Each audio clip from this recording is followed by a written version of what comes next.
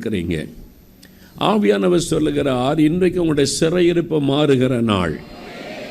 ஆண்டவர் அந்த சிறையிருப்பை மாற்றி 2 மடங்கு ஆசீர்வதிக்க போகிறாராம்.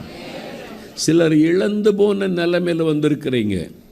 ஆவிக்குரிய வல்லமைகள், ஆவிக்குரிய கிருபைகள், ஆவிக்குரிய அபிஷேகம், ஆவிக்குரிய வரங்கள் முன்பு காணப்பட்டதை இழந்து போய் சோர்ந்து போய் நீங்கள் வந்திருக்கலாம். உங்களுடைய ஜெப வாழ்க்கை, உபவாச வாழ்க்கை, ஆண்டவருக்கென்று செய்த ஊழிய காரியத்தில் சோர்ந்து போய் இழந்து போய் வந்திருக்கலாம். இழந்து போனதை கர்த்தர் 2 மடங்காக திரும்ப தரப்போகிறார்.